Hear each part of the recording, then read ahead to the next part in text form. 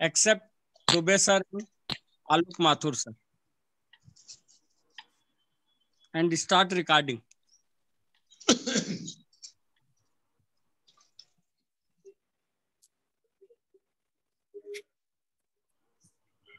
Dubey sir. Alok Mathur sir, you can unmute yourself. Okay. So should we begin now? Okay, sir. Yes, Okay. sir, you can begin from beginning. Okay. No problem. Okay, thank you. So a very good morning to all of you who have joined us on the Indore Study Circle. It's a pleasure to see so many people joining in. Today we have a very special speaker, Mr. Alok Mathur. Most of us know him, but for those of us who are new to this circle, I'll briefly introduce Mr. Alok Mathur to you. Alok ji is basically a mechanical engineer. He passed out from IIT Mumbai in 1981. And he first read and listened to Krishnaji during his student years and was greatly impacted by his writings. After 1 year of working in the industry, he was drawn to becoming a teacher at Rishi Valley School in 1982. He has been a teacher of mathematics, general science, chemistry, and geography, apart from being a house parent and an administrator at the school. In 2004, he was part of a teacher education initiative at the Valley School, Bangalore. Later in 2006, he and his wife, Mrs. Chandrika Mathur, started a unit focused on curriculum development and teacher education at Rishi Valley School. Apart from mentoring and working with teachers in the KFI schools, Mr. Alok Mathur has worked with national level organizations such as NCERT and NCTE, and also collaborated with philanthropic organizations such as Tata Institute of Social Sciences and Azim Premji University in designing meaningful programs for teacher education. After retiring from Rishi Valley School in 2018, Alok Mathur continues to live outside the school campus in Rishi Valley in his own home. He's a visiting faculty at the Azim Premji University and a trustee of the Kasmuti Foundation India. With these words, I'll request Alok ji to start his talk, and Alok ji is going to talk on living in goodness. What do the teachings point towards? Alok ji, normally the format is that you can talk for as long as you want, maybe 45 minutes to an hour, followed by some observations by Professor Krishna or anybody else, and then the floor is open for people to ask questions. So we'll follow the same format if you agree to it. Oh, absolutely. Yeah. Yeah. So please, sir, go ahead. And we are very, very thankful that you agreed to come and speak before this group. We are indeed grateful for this. Thank you. Well, I would begin by reciprocating and saying I would like to thank Sushil ji and Dubey ji for inviting me to speak today to all of you who are associated with the JK Study Circle of Indore. We are living through extraordinary and unprecedented times where people are needing to stay apart from each other for extended periods of time. So we can only be grateful for this technology, which enables us to come together across long distances. I'm really glad to see so many familiar faces here, and also some of you whom I have never met. And I hope we will have meaningful interaction. One thing we perhaps all have in common is an interest in Krishnamurti's teachings and the ways in which these teachings have touched our lives. Each of us might have come across these teachings at different points in our lives, in different circumstances, and they may have impacted us in particular ways. When Sushil ji and Dubey ji invited me to talk, for quite some time I was not sure what I should speak on, what I could speak on, because I find it somewhat difficult to actually prepare something like a lecture or a discourse. So eventually I thought that I could share with you something of my involvement with the teachings, what this has meant for me, and what it continues to mean in my life. So I will be speaking somewhat personally, even a little autobiographically. I felt that as I trace my particular journey with the teachings, some of you may find resonances with your own. And in this way, what I'm saying may have some meaning for everyone. Now, for each of us, perhaps there is some significant or special words or phrases in the teachings which are loaded in meaning for us, which draw us into the teachings. These could be, for example, the very fundamental thing, the significance of self-knowledge, and corollary to that, the mirror of relationship. Or it could be the awakening of intelligence, or the perception beyond thought, or perhaps the depth of an inquiring mind, or true meditation. Now, all these are powerful pointers in the teachings to the highest potential of human life. But among the dimensions that I have found myself relating most with is what Krishnamurti refers to as goodness, or in another way of putting it, a good human being. So I find myself returning again and again to the question, what does it mean to be a good human being? And also, equally important, what comes in the way? While recognizing that all facets of the teaching are intimately linked with or even contained in each of the other facets, for me, the quality of goodness remains a touchstone when it comes to the teachings. Hence, the title of this talk today, which is Living in Goodness, what the teachings point towards. So here I will be sharing something of my journey with this question, both as a person living in this complex contemporary society, as well as an educator who has worked with children, young people, and teachers in schools and a few other institutions. My first encounter with Krishnamurti was in the library of the institute where I was a student of engineering. I was at a stage of life when there were many confusions and questions in my mind. I remember, in fact, feeling somewhat trapped, discontented, depressed, and very uncertain of myself and the future. It was at that time the late 1970s, and as a young adult, I was just becoming aware of the social, political problems in our country, as well as the world at large. So one day, browsing along one of the library shelves, I came across the book, The First and the Last Freedom. Something about this title was intriguing, and so I picked it up and started reading it there and then. I think I remember standing there and reading for almost an hour without moving from the place, because it so happened that the voice that spoke through the book seemed to be directly addressing what seemed to be my questions. And I quote here some of the questions from the first two chapters.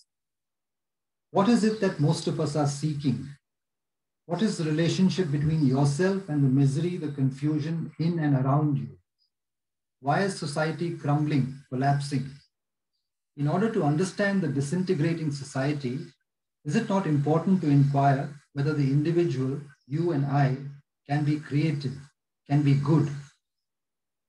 The responses to these questions were also very new to me, something I had never heard or considered before.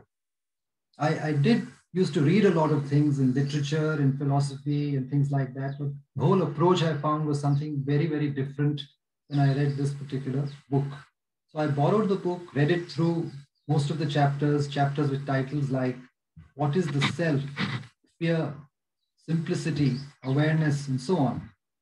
Then I read through some other books of Krishnamurti too, and I found myself drawn into a voyage of self-discovery, which has often been discomforting, uncomfortable, but which impacted me in a way that has brought changes in the course of my life. So what are some things that get revealed when one first meets Krishnamurti's writings? I'd like to highlight 4 aspects that got uncovered in my early reading of Krishnamurti and which continue to make sense to me even today. Firstly, what you are is largely the result of many influences from childhood onwards, and that you carry many thought patterns and emotional memories within you, which shape what you think and feel from moment to moment. Secondly, you also carry within a substratum of inner conflicts born of emotional reactions to life situations, of comparison with others or with one's own received ideals, This results in various shades of envy, anxiety, fear, anger, hopes, emotions that rise and fall. For example, if you've been brought up to be competitive in school life, in your working life too, you seek competitive success. And you may be anxious about how others are performing, worrying about who is getting promotions, who is closer to the boss, etc. This tendency also occurs in family life, in sibling rivalries, jealousies, envy for what your brother has, and so on.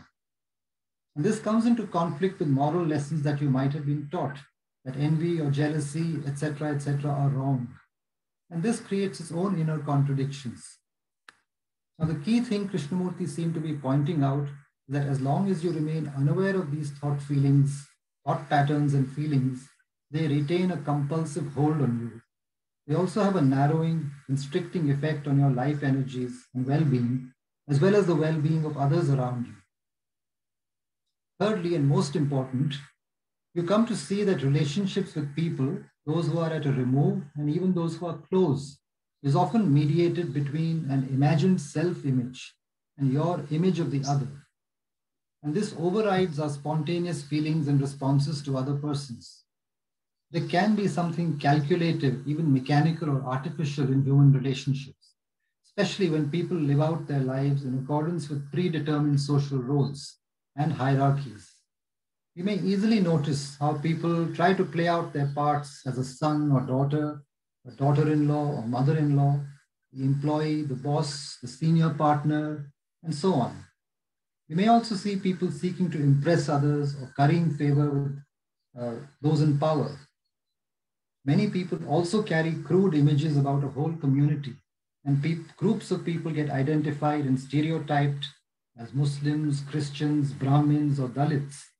Oh, they behave in such and such ways, or Brahmins or Dalits are like this, like that, and so on.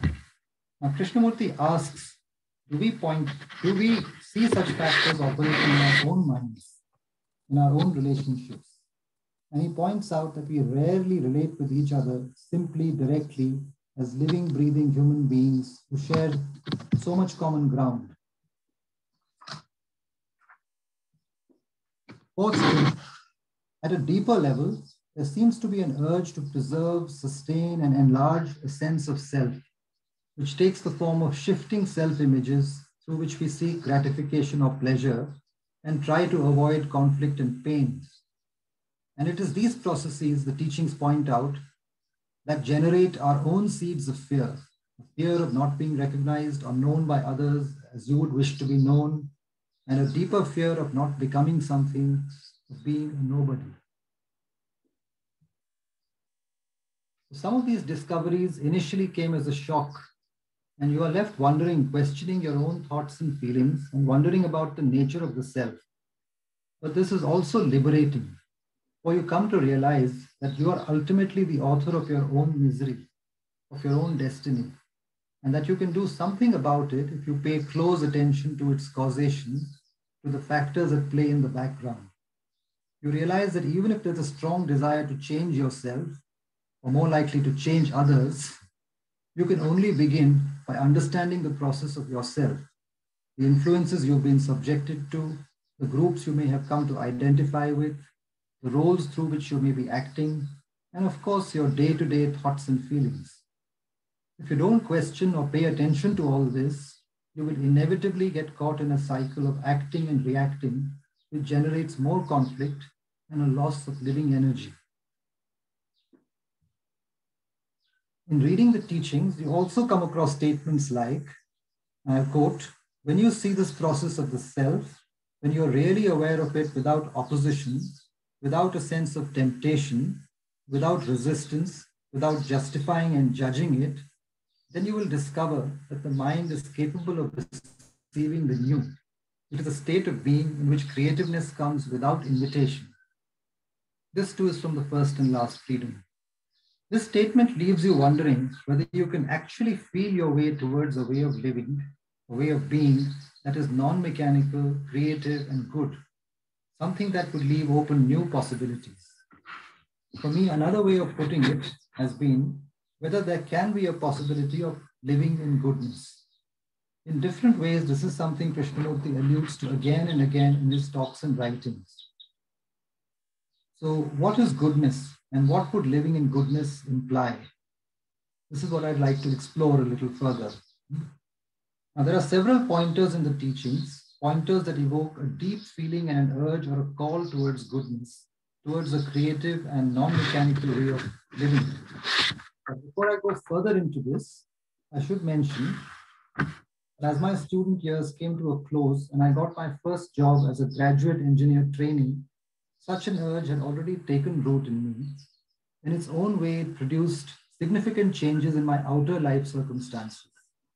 One of the things that the teachings underline is the importance of each person finding a true vocation, what they love to do. For then our lives are not compartmentalized and subject to day-to-day conflicts between workplace and the rest of one's life. In my case, this vocation clearly happened to be not a career with the engineering company that I had got my first job with, but in becoming a teacher in a school. And I wasn't initially aware of this. I became acutely aware of this innate inclination when I happened to come on a week-long visit to Rishi Valley, with this beautiful tree-covered campus surrounded by ancient hills. Here I came into contact with a certain atmosphere in the valley, with the fresh energies and innocence of young children, as well as the depth of educational thinking among a few serious educators. And this evoked in me a deep desire to be a part of this community. So I became a teacher at Rishi Valley in 1982, and I have worked here in a range of roles until it was time to take retirement. Becoming a teacher, I realized from the beginning, was as much, if not more, about educating myself than giving something to the young students that I was asked to teach. Coming back to the feeling for goodness that drew me here, I would like to share one of the early statements that has stayed with me from the book Krishnamurti on Education. In the chapter Right Education, he states, and I quote, "When we talk about a good or a total human being, we mean not only a human being with inward understanding, the capacity to explore, examine his inward being, his inward state, and the capacity of going beyond it, but also someone who is good at what he does outwardly. The two must go together. That is the real issue in education, to see that when the child leaves school, he is well established in goodness, inwardly and outwardly." End of quote. Now, this poses a profound challenge for any teacher who takes these words seriously. Even as you are living with children in the school, you need to bring about a heightened awareness of your own inward responses to each situation that you encounter, while also learning to teach subjects well and handle all the other responsibilities in a residential school. This is essential if one is to help create the conditions for children growing up here to be touched by a different quality of being, of relationships during their school-going years. In my case, to begin with, the most challenging learning ground was in handling the responsibility of being a house parent to a group of 16 pre-adolescent boys from classes 6, 7, and 8. Now, I'm sure some of you have dealt with boys of that age, or you've seen them around at least. Boys at that age are a lively bundle of energies, each one with their own individual personality, influenced a lot by their own family backgrounds. And when they are living together under the same roof, it makes for a rather complex dynamics of relationships, which are always in flux, never fully settled. In some boys, there can be a tendency to dominate, to be boisterous. Some may be quiet and reserved, and there would be others with many shades in between. Spontaneous friendships, caring responses are as much possible as ganging up and getting up to mischief or hurting others. So to be able to live cohesively without too much conflict, as a house parent, one needs to make them aware of their own tendencies and try to evoke the better sides of their human nature in living together with each other. And this requires you to be fully engaged, alert, responsive to individual children and situations as they arise, and learn to guide them, but lightly, on a day-to-day basis. It was indeed hard learning to be critically watchful of oneself, not allow images of the children to get solidified in the mind, and respond to them with affection and, when needed, firmly too. I must say that I learned a lot from these young students. As I came to sense more of their inner lives, I found some of them capable of much greater thoughtfulness and sensitivity than I could initially have imagined. There were a few times over the years, not always, I must say this, that I was a house parent, when the whole group of us living together could feel a rare quality of mutual care, camaraderie, good humor, and a shared goodwill. I think at these times, my students and I were able to taste something of the beauty of having good relationships.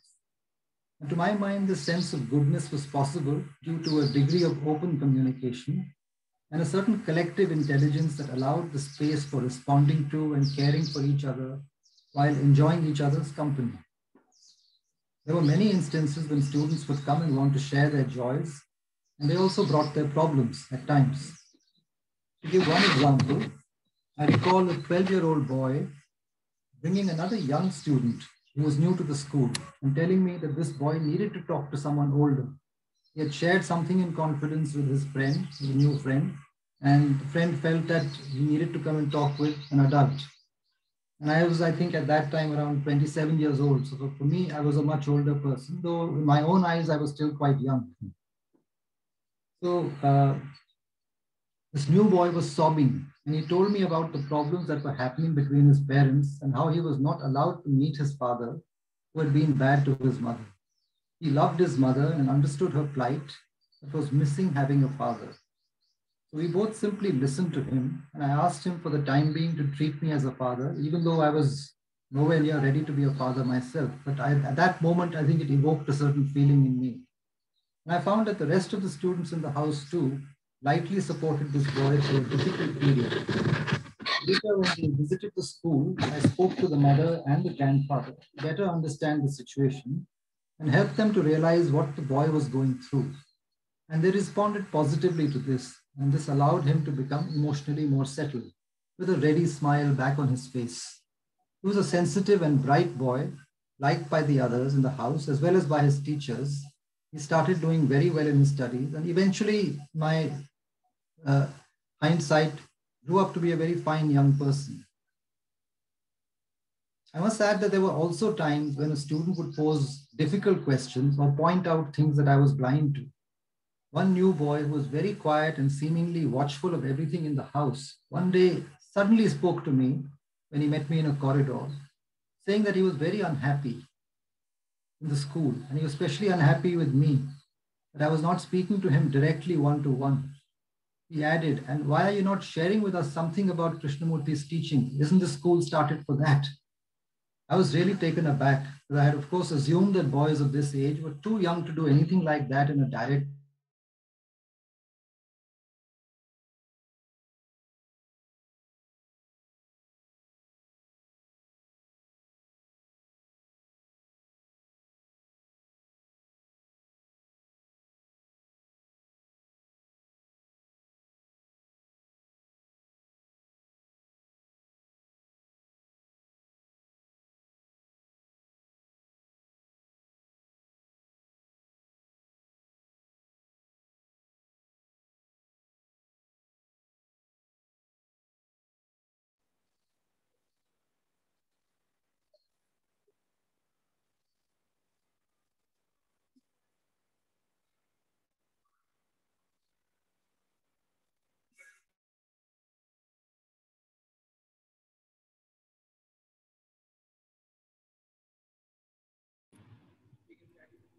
Sorry, I think I lost you all for a while.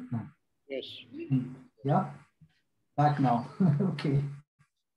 So I'll just complete what I was saying when I think I lost the connection. Yeah, I said I gave you two examples of situations which were very challenging for me.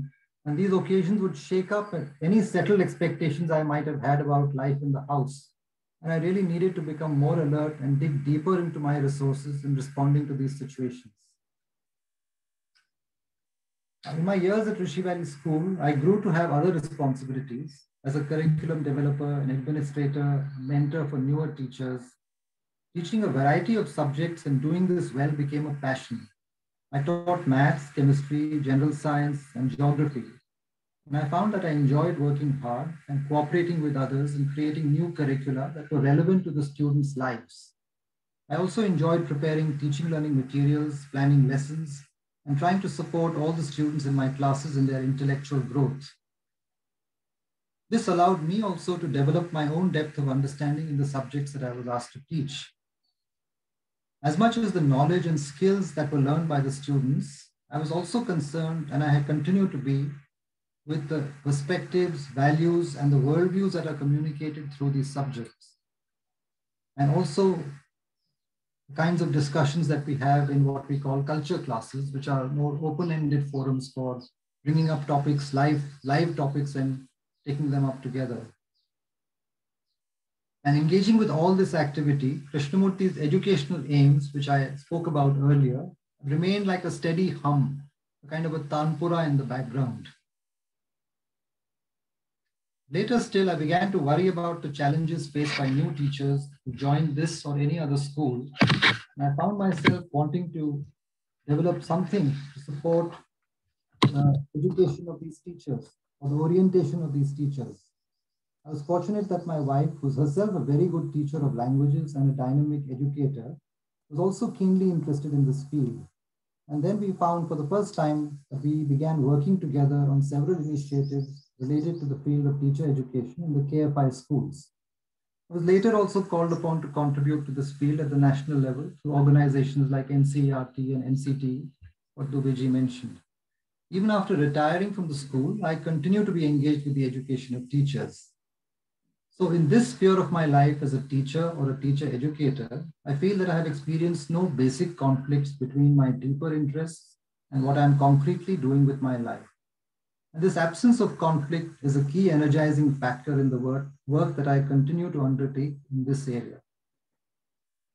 However, I'm going to change the tenor of what I'm speaking now.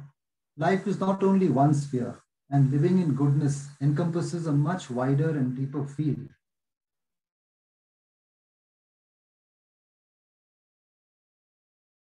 The more complex demands of living in goodness. In the book, This Light in Oneself, Krishnamurti states, and I'll very briefly quote, "The essence of goodness is a mind that is not in conflict, and goodness implies great responsibility." And I wonder whether it is possible, given the complexity of our human lives in today's world, to be so wholly responsible. And is it possible to really live without any sense of conflict? So what are the other domains and levels at which inner conflict arises? I'll draw attention firstly broadly to the fact that we live in a world where there continues to be the hold of different traditions and irrational beliefs. There are clashing religious and political ideologies. There's corruption, misinformation, and deceit all around us. There's great importance given to power, ambition, and success. And I think we are all aware that there's relentless environmental destruction all around us. And the influences these produce in our collective consciousness, I think casts a long shadow, and it hangs heavy on our day-to-day lives too. And sometimes when you think about these things, it does bring a certain weight in your mind. And conflicts can readily arise in one way or the other as one reacts and responds to situations, even within the family. Today, there's a lot of division I've been hearing about within the family, people with opposing views about what's happening in the country or what's happening in the world. So it could be in the family, in the community, in an institution that you're part of, or with regard to the country and the world we are living in. So can one lift the burden of this, create spaces for goodness and lightness of being, so that there's a possibility of a deeper current of life infusing our relationships and actions? That's a big question. One thing I take from the teachings is that one must begin very near if one wants to go far, further. And one's sensitivity and intelligence do get tested on a day-to-day basis in dealing with everyday relationships in a school community, especially adult relationships, as well as relationships in a close family. As an administrator, and in my case, as the headmaster of the junior and middle school for a number of years, I have deeply wished for a sense of collective harmony to be sustained in a group of teachers and house parents, for this has a direct impact on the well-being of students in our care. And one may attempt this in various ways, by encouraging open communication, being open to and listening to varied perceptions, responding to the strengths as well as the learning needs of different colleagues, trying to carry them along in various decisions, create occasions for friendly, informal, happy interactions, as well as raise deeper questions for reflection, collectively and sometimes individually. But working relationships in a school are never a settled matter. There can be occasions when there are personality clashes, when one teacher for some reason begins to dominate others, someone feels that she is being unfairly left out of decision making, and another might be seen as shirking his or her core responsibilities. Dealing with such issues is never easy, as I'm sure all the administrators who are here would agree. For instance, just to give one very small example, what is one to do when one teacher who feels she means well keeps bringing to you shortcomings she notices in the actions of other teachers, quite unaware of the atmosphere she herself is generating among her colleagues? Should one listen to her and take her reporting at face value, or counsel her first on her own ways of viewing others and responding? Even more difficult are situations where personal animosities or jealousies spill over into the arena of institutional working. Unlike in the case of conflicts among younger students, it is very difficult to understand the roots of such adult conflicts and respond with a sense of fair-mindedness. As adults, we tend to be more formed in our personas, complex in our inner lives, and the self usually seeks to promote its desires and protect its own self-image. This tendency in others, and perhaps also in oneself, becomes quite apparent in the demands of trying to work together. Among the life situations that I have found particularly challenging in this urge towards living in goodness is the fact of being married and being responsible for a family. In my case, it was after 9 years of being a bachelor teacher in the school that I married and started a family.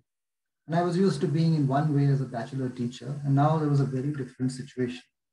So what does it mean to be in a deeper relationship or communion with one's life partner, who clearly has her own mind, emotions, aspirations, and so on? Krishnamurti's question, again from this light in oneself, rings out anew. And I quote, "Is it possible, living in this world, being married, with children, jobs, to be good?" We are using the word in the sense that implies great responsibility, care, attention, diligence, love. The word contains all that. Is it possible for you who care to listen? It goes on to say, if it is not possible to listen, then you accept society as it is. And we accept the increasing danger of chaos in our own lives, in our children's lives, and so on down the line. I find these questions posed by Krishnamurti very compelling. But authentic responses to such questions must be found in the intimate day-to-day engagement when one's own vital energies are ebbing and falling, and you're responding to the vital energies of your life partner, as well as your own children and your parents. And new situations keep arising even in the familial context. In this, you begin to realize that though you may have shared many of the obvious factors of social conditioning, such as received religious beliefs, nationalistic outlooks, ideological influences, and ambitions for power, at another level, one may have unquestioningly absorbed so many of society's other prevalent norms and expectations of behavior from oneself as well as your expectations from others. One may have built subtle protective self-images, and it is often convenient to live in your comfort zones in the communities you are part of, whether it be the extended family or the institution that you're a member of. But does one actually have the kind of care and concern or the quality of attention demanded of this situation? This question, thrown as a challenge by Krishnamurti, becomes very real in the mirror of a close relationship. And the close relationships hold up the mirror like nothing else does. For instance, one may wish to confront the inertia of centuries-old skewed norms of man-woman relationships and seek to live with one's partner on an equal plane. But for this to actually express itself in the mundane, day-to-day events of life, one must remain really diligent, alert, and aware. Else, even with a partner who is deeply compatible, you might be prone to acting in conformity with the hierarchical and gender-skewed society whose influence you actually want to be free of. So conflicts will arise, and a different level of learning about oneself, a heightened degree of alertness, awareness becomes essential if one wants to, if one wishes to live in goodness. It seems then, at such times, that K's teachings were like a schoolboy's preparation for this longer journey of life. And just reading K or trying to live by what he says may well become a means of escape from one's actual lived reality. Inattention to the immediate, to that which is small, seemingly unimportant, self-preoccupation, self-centeredness could all come in the way of what we may consider unconditional goodness in the ground of a deeper reality that K's teachings seem to be pointing towards. The teachings can prime you to such receptivity and an essential humility that is required, but it is the changing circumstances and challenges that your own life throws at you that remain the primary teacher. Life circumstances do change. New situations do arise, often in very unpredictable, sometimes very uncomfortable ways. Relationships, whether personal or institutional, are never static. Smaller or bigger conflicts do occur. And if one does not shy away from them and acknowledges them with some sensitivity and care, they do bring to the surface different layers, the different contours of the conditioned self. Now I ask, is there really a way of living that is not governed by the conditioned self? At one level, I would say I really don't know. But some responses, I feel that sometimes this does happen in spontaneous moments when you're really in touch with someone, when there is mutual concern and unqualified listening, sharing, or doing something together. You are then not important, but being related is. But beyond the occasional and the incidental, is it possible for one's life to be infused with this quality? This remains for many of us a primary difficulty, I think. The question that arises is, as human beings, are we always subject to the workings of our thoughts with their emotional charge? Or is there a different energy also operating in life, in nature, which keeps one alive and which one mostly remains unaware of? Perhaps when there is an ongoing alertness to the deeper processes of the conditioned self, it may release its hold of its compulsive movements on one's being. Then there is the possibility of a lightness of being, a greater space in the brain. There is an awareness of the walls and boundaries that one might be creating within, even as they arise. Some dissolving of emotional, imaginary, or conceptual boundaries may happen. One can then sense the intimate connections between oneself and other, between body and mind, between one's human consciousness and nature around. And at times when the brain is quiet, there are intimations of this living energy.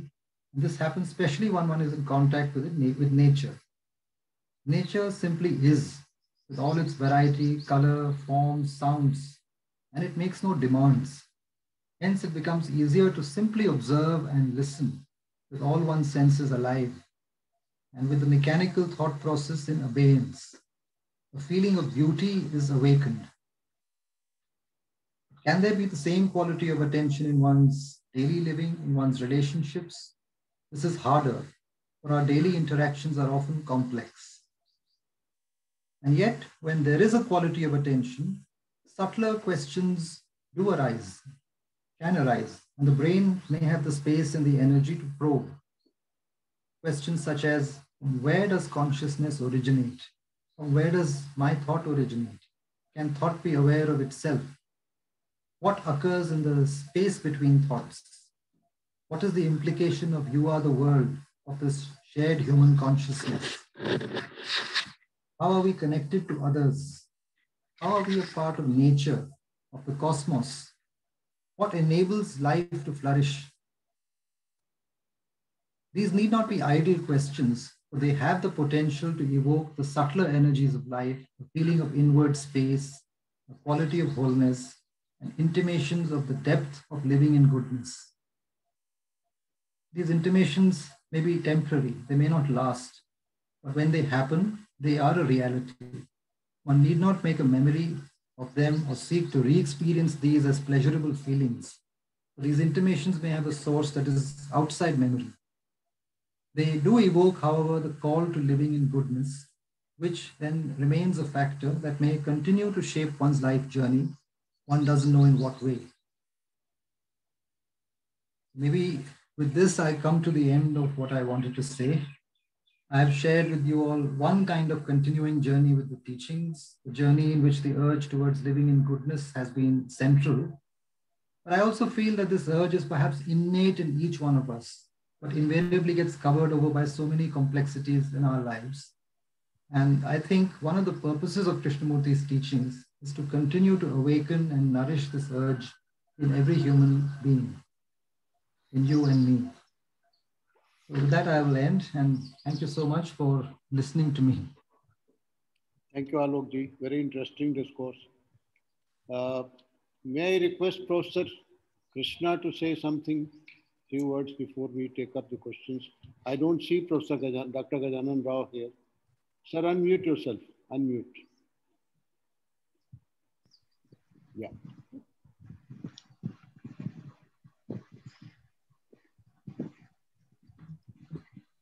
Thank you, Alok, for that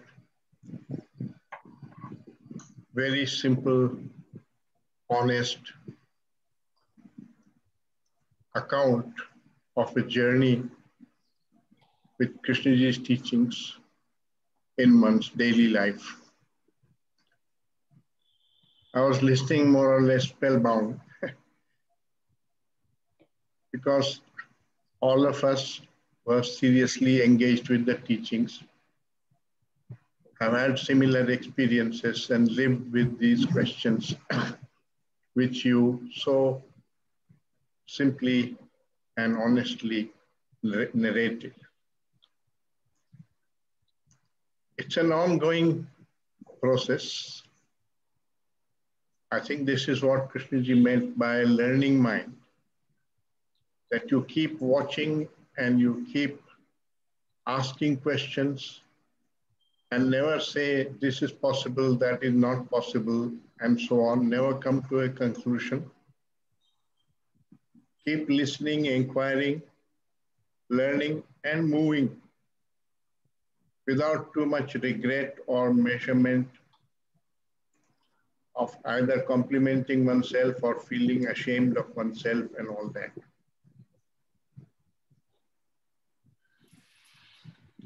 It's relatively easy to philosophically discuss case teachings.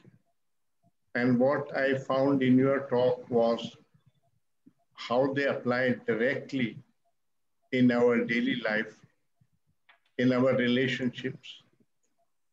And of course, life in a residential school particularly offers greater opportunities for doing this.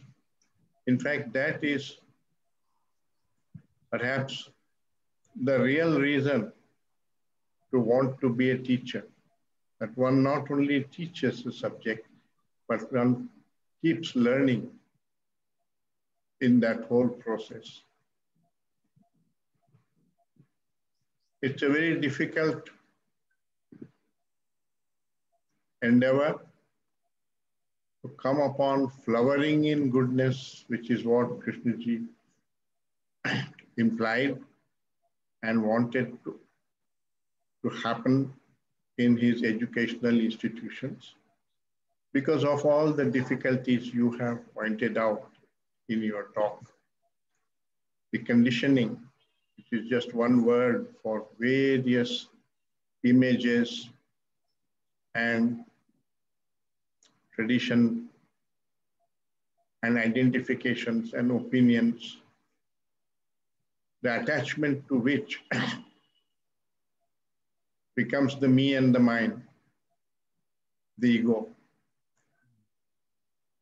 And to remain free from that is the same as to live with this learning mind which you have so aptly described.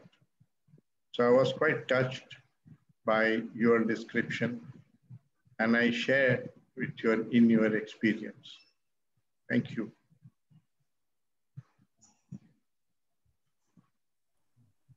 Thank you, Dr. Krishna. Yeah. One more thing I would like to add is that if there is, the learning mind doesn't seem to always operate. There is always the other aspect also. But the sense I have is that it is somewhere your life journey which will keep throwing things back at you. If you are not learning, it will throw it back at you, create a new conflict, create something which will force you to try and awaken yourself once again, and maybe learning begins again in some way. But it's something which doesn't happen very easily of itself, because the hold of that many layers, there is the whole unconscious side of, I think, every human being too. The hold of that seems to have an inertial quality, and at surface level one may have understood many things and maybe working relatively without too much difficulty or conflict, but something is going to be thrown at you which will bring up other layers of you. So the learning mind is probably something which life tries to evoke in you, doesn't always succeed. Thank you, Alokji. I think I don't see Dr. Gajanan Rao, so maybe we can take up questions now from participants. So if anyone has a question, please go ahead and ask. Dr. Krishna, you're muted right now. You're speaking, but you're muted. Still muted. Dr. Krishna, please unmute yourself. Sir, unmute yourself. Unmute. Yeah. Yeah, I just wanted to make the point that, hello, are you able to hear me? Yes. Yes. That Krishnaji's teachings are not a means to an achievement. Yeah. Whether enlightenment or freedom or whatever you might call it. They are meant to create this living with a learning mind, wherever that takes you. Because don't make a destination which you have to reach, otherwise it becomes again an ego process, a desire process. And all the consequences of that would follow. So I think that this itself is what the teaching is pointing to as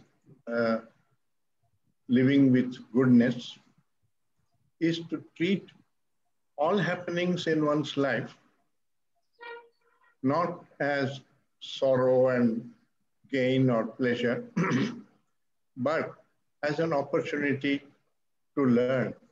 And that means the importance of learning, the love of learning has to be greater than the love of achievement or ambition. I found that in your talk, and I agree with that. Thank you, sir. I think we have Mr. Dinesh Rajmangala.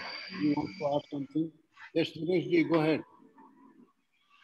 Are you able to listen to me, Alok sir? Yes. Sir, I wanted to ask you. Hello? Yes. Are you able to listen to me? Yes. Yeah. I wanted to ask you, suppose you have to deal with the terrorists, then what should be the response of a good man? Number one. Number two, as an administrator, what are your views about the punishment and reward? And number three, can the life be without conflict? So you have equated goodness with the conflict, free life. So can the life be without conflict? How, if it is not, then how you will deal with it? Maybe I'll take the last question first.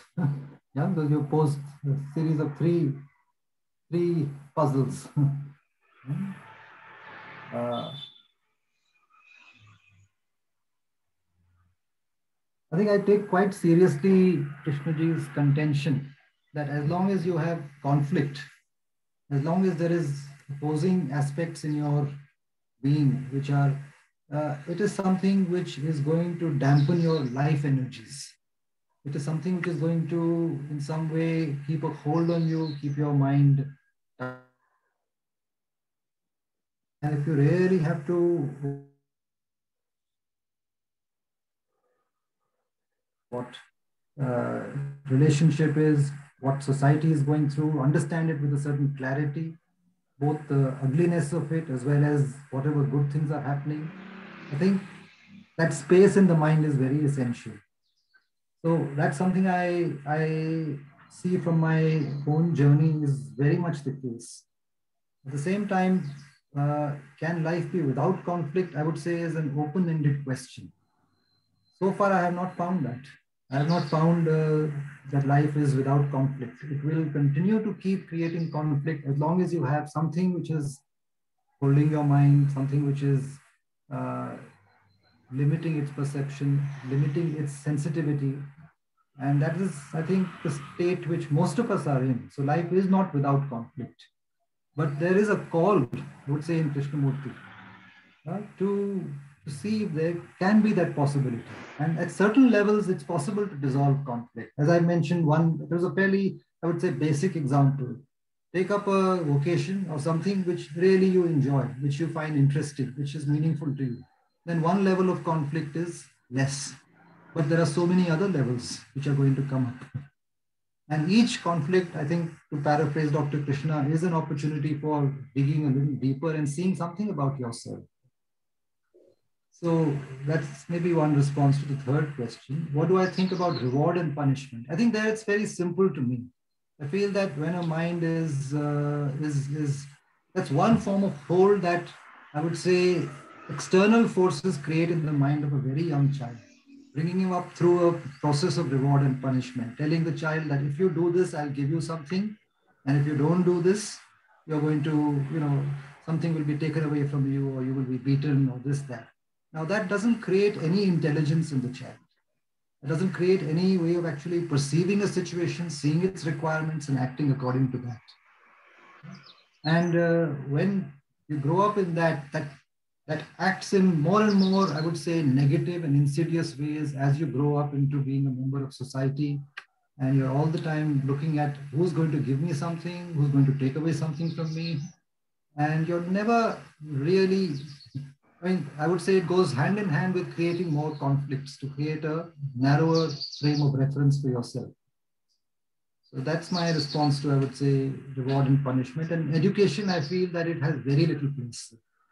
What you're really trying to do is awaken the sensitivity and intelligence of the child, and reward and punishment do not actually achieve that. The third, what would you do if you meet a terrorist? I think to me it's a speculative question. We are all aware of many things going on, dangerous things going on in the world all around. And terrorist meeting one is one extreme, but you actually meet things which are different degrees, much closer home also. You meet aggressive people who are wanting to dominate things, who have a lot of anger in them. And that anger they want to express in some way or the other.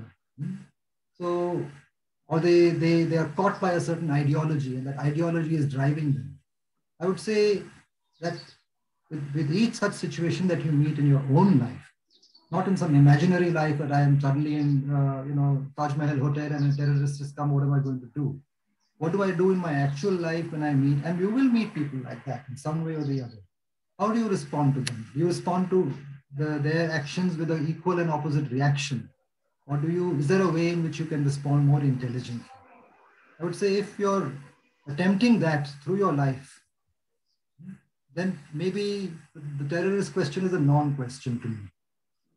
Yes, there are many things happening around the world. We read every day in the papers, rapes, murders, all kinds of pressures being put. What are you doing in your own life? Don't project yourself into imaginary situations. I think that's not very helpful. So that would be my response to the first question. Does it make any sense, Dineshji? Yeah, definitely. This reward and punishment case, you said that It is not necessary, but without any external stimulus, intelligence can be awakened? I think it can be awakened only if there is not constantly external stimulus. What we call intelligence, I think it goes into the nature of what is intelligence. Intelligence is being able to perceive situations accurately. Let me put it into very simple terms. Being able to perceive situations accurately, not through the prism of what am I going to get or what am I going to lose. Right? So I think to have that simplicity and clarity, rewards and punishments will actually do a disservice. And you can bring up children like that. I mean, there may be, of course, mothers get angry sometimes. They may even slap their children. Those are emotional ups and downs. It doesn't mean that their basic affection necessarily has got lost and that's their only way of dealing with their child. Right? So even as a teacher, you could lose your temper sometimes. But if your basic approach is not that of reward and punishment, you can always rebuild your relationship with the child and help the child to see something which you see in him, and he may point out things which he sees in you. Otherwise, it's a one-way street. The one who's managing the framework of reward and punishment is an authority, and doesn't allow the child to awaken their own sensitivity and perception. Okay, sir. Thank you. Thank you. Thank you. Thank you for the questions. Thank you.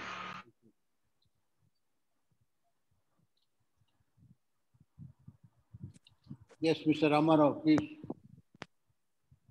Sir, my question is that regarding administration, in administration, we have to focus on designated task with a group of people. Each person have the different type of specific focus and interest and opinion. So how to handle such a situation? Mr. Alok ji. Yeah.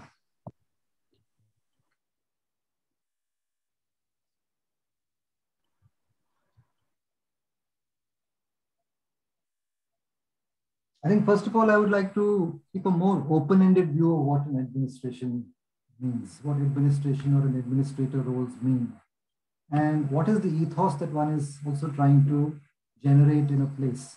It does not come only with clarity of roles, and I know what my role is and I must do it and I must sort of deliver something. Yes, that does happen in organizations, large organizations, smaller organizations, where there are end targets to meet, there are goals to be achieved. I think when we talk of educational administration, I think we need to think much more deeply about administration itself. I think, as I very lightly mentioned, I think in what I was saying, that it is really to generate the right atmosphere among the people who are working, even though they may have somewhat different roles. You're teaching different subjects. Somebody is a coordinator, somebody is a new teacher. How do you, I think, evoke, first of all, that there's a commitment to the sense of the whole atmosphere of the school. And it's not only my part that I do and I forget everything else. Secondly, I think, how do I relate with children and how do I relate with my colleagues is something I would be very concerned with. Not only the specific role that I have to teach so many periods, and I do my periods and I have my lesson plans for them, and I make sure that I do it. So I think in the kind of education we are talking about, administration means many more things at many more levels, and you have to, it's a orchestration more than a management. You orchestrate things together and you are together as an orchestra. And if you happen to have a role which is the administrator, you should see yourself perhaps as one of the participants in the orchestra and maybe very lightly conducting the orchestra rather than someone who's shaping a direction and making sure that end goals are achieved. Because ultimately what we are talking about is the growth of human people, human children, and teachers' own growth. So the other aspect I would say is to see that are different people growing in their strengths are also becoming aware of things which they need to grow in or to learn about. Is the learning mind being in some way generated in the teachers also? Because if the teachers are not learning, I think what you communicate with students becomes somewhat mechanical, crystallized, dead knowledge. And I think we are talking about something where you are trying to communicate many things through even subjects that you're teaching or the house parent role that you're playing. It's not just meeting certain assigned specific tasks. So that's a short response. I mean, I could say a lot more about it, and but I will stop there. I don't know whether it addresses your question, Mr. Ram. Maybe I'm talking about school administration here. But I would say that to some extent, I would apply this also to other kinds of organizations too, which have a certain value base, which are not only profit oriented. Any organization which has a value base will need to work with the human component of the organization, not only the role, designated role and tasks, which is important, no doubt. I mean, people should know, have some clarity about and not overlap with each other, duplicate efforts, and so on, or shirk responsibilities. All that is, of course, to be attended to. I mean, I'll stop with that. Thank you. Thank you. Dr. Parekh. Yeah, unmute Dr. Parekh, please. Oh, you're again muted. You unmuted briefly and then it, yeah, now it's unmuted. Are you able to hear? Yes, now I'm able to hear. Yes. What happens in these Krishnamurti schools like Rishi Valley or Rajghat, that everybody is very busy from early morning to night, and teachers have a lot of responsibility. And I feel that what Krishnaji wanted to do, that becomes a secondary thing. And the primary thing is to prepare students to learn many subjects and to make them go for PT in the morning or sports and so many other. So very few teachers who are really deeply interested in what Krishnamurti is saying, and that thing is alive in them even when they face problems with students and teachers or administration. Then a person can continue to grow if there is inward looking. But otherwise, the life becomes very tiring. At the end of the day, teachers feel very tired. And there are not many dialogues happening about how do we do anything, how do we live, how do we listen to criticism, and all that.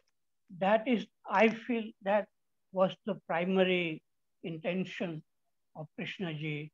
But because the school had become very big and there are lots of many activities happening, not only academic activities, but other extracurricular activities happening, and that takes away a lot of time and energy to look deeper into our psychological problems and to look very clearly and to be free if there are conflicts, to look inward and find out how to go about not carrying the images which we develop, because when we live at one place for many years, we develop images about each other. And then through those images, we look at people. And the whole teachings of Krishnamurti is about looking fresh every day. And even if somebody has said something very unpleasant to you, how do you look again when you meet that person? So this seems to be very challenging, and very few people, I feel, can take that challenge. Otherwise, teaching the subjects and doing other activities, social or environmental activities, sports and arts and crafts and music, all this is, but I think all these activities takes away the time, and only very few people who can look at the end of the day reflect on what happened, like write down in a diary what happened, and learning every day like that. So that is very difficult. To work in a Krishnamurti school is not easy. Yes. Thank you. Is there a question there, Dr. Parekh? Would you want me to respond to that, or just a statement that you're making? No, not any question, but Okay. this difficulty that teachers are very busy with so many activities, responsibilities, and only very few who are very alert. And this Krishnamurti teachings requires not trying to understand, but being alert moment by moment, so that even when the conflict is arising, one can look at what is happening inside. So unless that kind of awareness is awakened, it becomes very difficult. Life becomes, and so people do get tired very much. Thank you. Maybe I will respond very briefly. I think, yes, what Dr. Parekh is saying is as a broad generalization, perhaps is so. What he is saying is so in some ways. But I also don't completely agree. Because I think that these are actually, and again, I would say potentially very, very fertile environments for this inner growth of anybody, whichever teacher, whatever they are doing. The fact that there are many demands on you, wherever you're in life, there will be a lot of demands. There are a lot of demands in the family also. I think it depends a lot on at some point where something has got touched in a teacher, and I agree with him that it doesn't get touched in every teacher, but if there is teacher or administrator, let's put both together. And in Krishnamurti schools, administrators are also teachers invariably. I think it provides many opportunities for actually learning through life as it is unfolding every day in the residential school, in the hostel, in the classroom, with your colleagues. It is, of course, the responsibility of administrators to see that things don't get streamlined in a way that it becomes an organization where you're just trying to meet very specific, narrow goals. Students doing very well in the examination, things like that. I think generally administrators do like to keep it more open-ended and allow different teachers to find, their own energies within this. And I think if one gets tired, I think partly it might be that you're in the wrong place. This is not the vocation for you. You come into a residential school, and if I think teachers should find that out, and move on. I think they will remain fertile grounds for very, very good, very rich learning, and definitely much more than other schools, because I have now been actually in contact with a large number of schools, and different schools which are much more tightly structured, where lots of good things also happen. I think the fact that Krishnamurti schools don't settle into a comfortable framework, and if they do start settling into a comfortable framework, I would say there would be conflicts which would inevitably arise. So I think this, at a broader level, I think this is part of the whole process of how Krishnamurti's teachings find expression in an individual, in an institution, in people. It's a very hard challenge, I would say. I mean, to me, it's a very hard challenge in day-to-day life, in the family too. Because why I am saying this is because Krishnaji himself felt at the end of his life, and he was saying that this school has been going on for many, many years, but you have not produced a single human being like that. So he himself demanded a lot. And I don't think that the teachers were ready to take that challenge. I would like to take a longer view of this, Dr. Parekh. I feel that Krishnamurti's teachings are going to be around for many decades and centuries.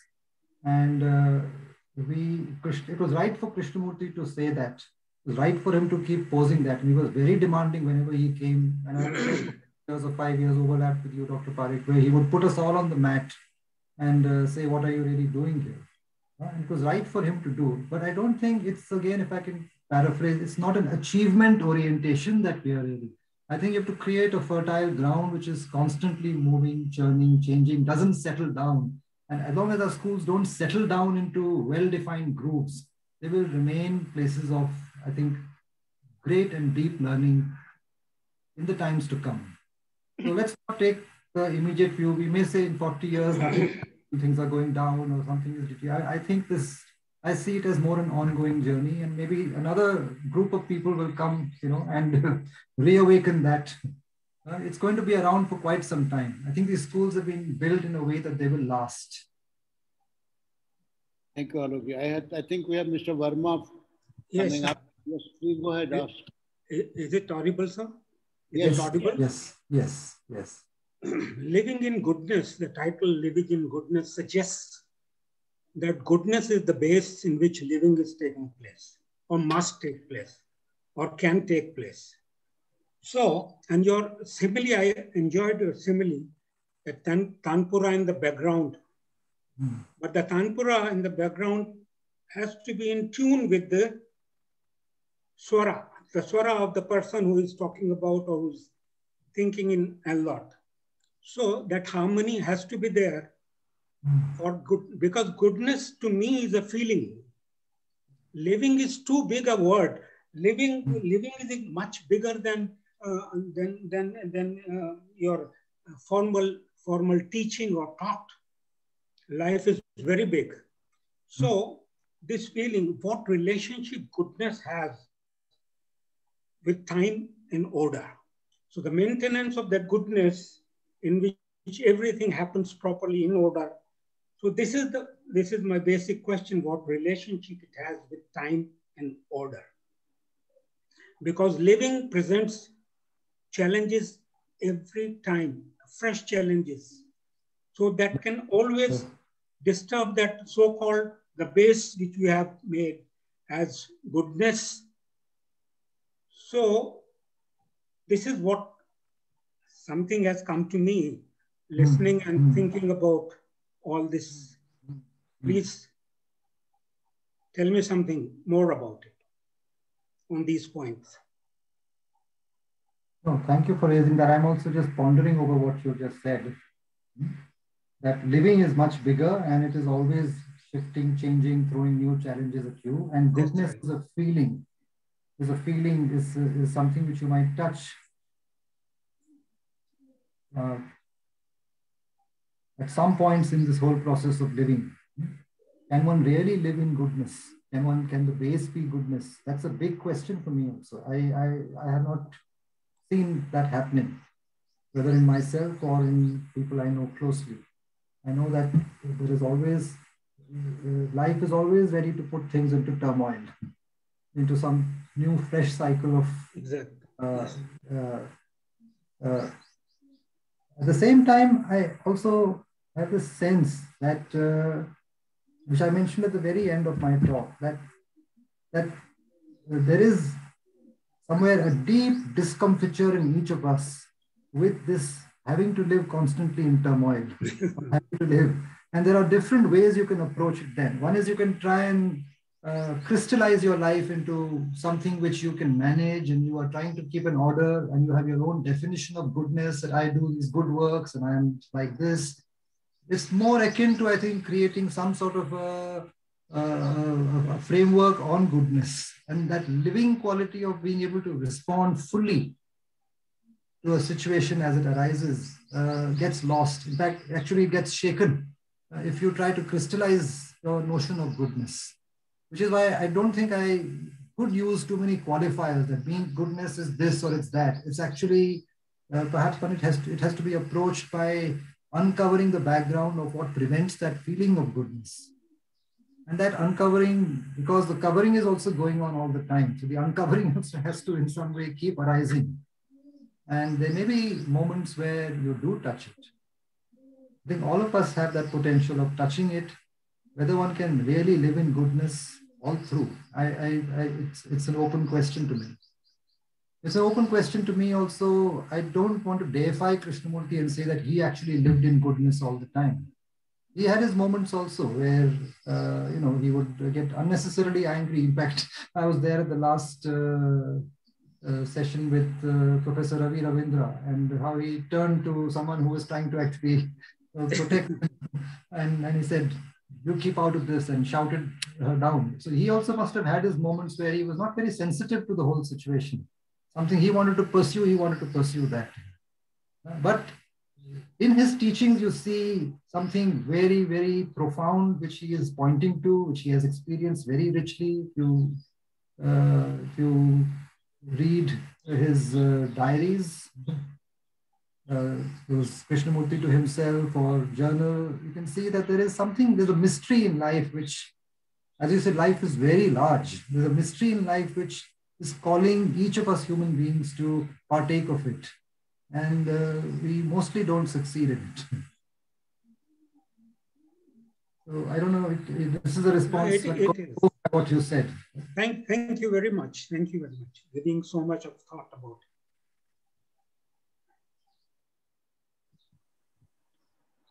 it. Do we have more questions? Yes, Mr. Ramarao, one. Yeah, go ahead. Unmute yourself. Yeah. Sir, my question is regarding in your talk, you mentioned that learning is a continuous. Life make challenges. It some other way. If we are be with some struck or continuous, it means like it flows always. If you are struck or somewhere, if you close or something, if you are unaware, after some time it will flush out. But that, did that mean you want to say? Alokji. I've lost you suddenly. Yeah, the last thing I lost it. Sorry, what was the last thing you said? You say in your talk, you mentioned that learning is continuous. Yeah, but in life, make challenges. It some other way, it may struck. In that question, if you are struck somewhere also means like that life has such a strong force, some other way it will push you out. Is it means that? I think two things I'd say to begin with. I don't think I said anywhere that learning is continuous. I don't think we are always in a state of learning. A lot of the time we are not in a state of learning. We are not aware of many things which are happening. But if one has that predilection, one has seen the importance of it, even if you're in a very dire situation, life has thrown something at you, you perhaps have somewhere an inclination, a bit of a preparation maybe, of pausing and not immediately reacting and carrying on whatever cycle of action-reaction was initiated. And maybe one can dig a little deeper. And I was trying to give examples of how it has happened to me in different contexts, with students in my house sometimes, with colleagues who make you challenge you in ways that you are not aware of, how to deal with it, or with your own family. So my submission is that learning can be evoked at times by what life throws at you, but it's really ultimately somewhere, it's in each one of us, whether we learn something from it or not. We can actually just cover it over and try to avoid it also. And let that continue, that conflict continue at a subliminal level, and it'll affect you. It'll affect your energies, it can make you ill, but you don't want to confront it. You don't want to meet it. So one is not always learning. I don't see that we are always learning. I know it's happened to me when I've felt I have shrunk at certain points of time, where I was not able to deal with something which came at me. But then the other thing about life is that it's always flowing. You don't stay in that state. Your minds and your thoughts and your emotions and feelings can start moving on. You don't crystallize. And then maybe again afresh you can come to whatever is coming at you after that. I don't know whether it responded to your question, Mr. Ramarao. Yeah, got it. I got it, sir. What you told. Thank you.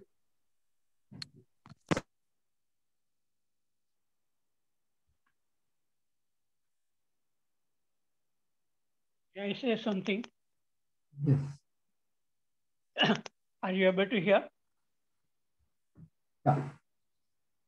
Are you able to hear? Yes, yes, yes. So, yes, thoughts and feelings, they keep on coming, whether we like it or not. But if we get trapped into that, then there is no learning. But there is another dimension which exists in human being, which Krishnaji called awareness, choiceless awareness. So when that dimension comes into our life, we can really can see clearly what these thoughts and feelings are doing, and that harmful actions which can happen due to carrying away my thoughts and feelings, they don't happen. It's like in physics, they call it stable equilibrium. That means you may get disturbed when suddenly some situation comes, but when this awareness is there, you again come back to your natural stable equilibrium, and it doesn't. You don't carry it on as a memory and then develop images about people. So that possibility exists in human being, a different dimension than thinking and feeling, which can look very clearly at what thoughts and feelings are doing. And that is the whole teaching of Krishnamurti is about, that choiceless awareness.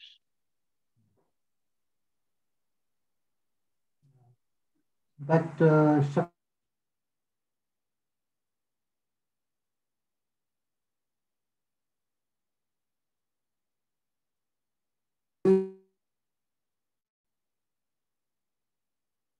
Not able to hear.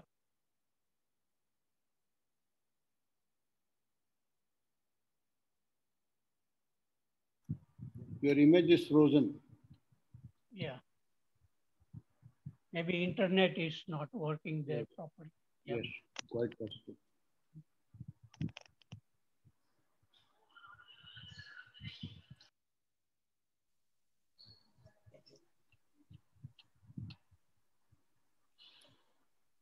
Unmute Alokji. yeah, yeah. Am I visible, audible now again? Yeah, yes. Yeah, I was just saying that Shakti ji has posed a question which is related to what Dr. Parekh was saying. And the question is, can thoughts really be watched? And he says, answer it only if you feel it is relevant for all. I think it's deeply relevant for all, because this is really the nub of so many of the things we are talking about here. Can thoughts really be watched? Dr. Parekh has already proposed that there is a facility or a faculty of awareness that is part of our human makeup. Apart from the brain with all its cognitive functioning and its emotional responses to that cognitive functioning, which is going on in its own thing, there is somewhere a quality or a possibility of awareness. And I think Krishnaji in many ways has actually tried to help people to in some way evoke that quality of awareness. Just reading him sometimes actually evokes it. But he has suggested many things about how it may be possible to slow down your thoughts. One way is what Dr. Parekh said, that you can write down your thoughts. When you write down your thoughts, there is a way in which you actually are not just formulating them, because to write, you have to formulate thoughts in language. But there is a facility which can also watch what you're formulating, where it's coming from. There may also be this possibility of just being in nature, taking a walk, and let the senses be awake. And this is something which, if you're in a conducive place, and it can happen in a city also if you go to a nice park, if you're in a conducive place, it can actually slow down the whole thought process of the brain. And in that, there's a certain space where the thoughts come up, but they come up slower. And as they're coming up, you may be in contact with what's coming up. And also sometimes if you probe it, you may also see where it's coming from. So I think it's very key, I think, to a lot of things that we have been saying. And living in goodness is very closely related to being in contact with one's thoughts and feelings. It's possible to do it when you're alone and in nature. Is it possible to do it in interaction in daily life? That's a big question. Doesn't always happen. That's where the human person on the other side sometimes evokes very quickly the image or the reaction and so on. But I think it's possible there also. It's possible in pockets maybe. Can it be an ongoing thing through one's life? I don't know. I really don't know. Thank you, Alokji. I think, Alokji, there is a comment from Durga Rani Gadela. If you see the chat box. Yeah. You want to say something on this? I would just like to thank her. Yeah. She has to leave for another meeting. Yeah. Okay.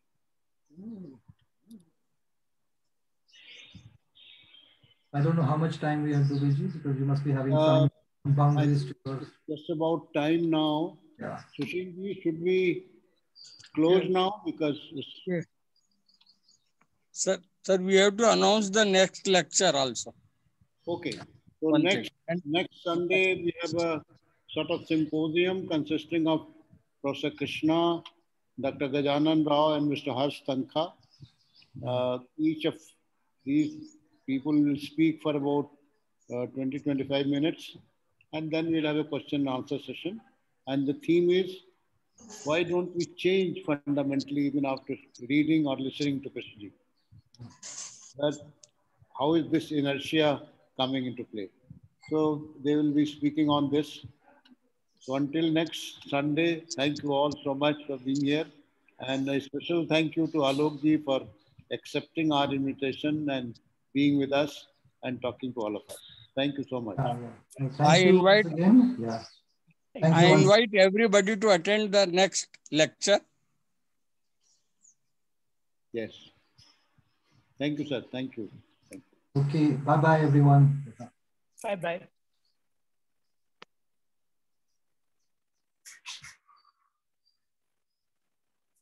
Close it, please.